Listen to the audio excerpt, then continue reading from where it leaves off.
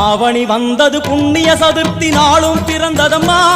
அதிகாலை முதலே மனையில் மங்கள மேளம் ஒலிக்குதம்மா கஜமுகனின் வரவை காண குடும்பம் வாசலில் கூடுதம்மா மா கோலம் இட்டொரு மனை மேல் வந்தான் ஆரத்தியாகுதம்மா கணபதி ராஜா வந்தார்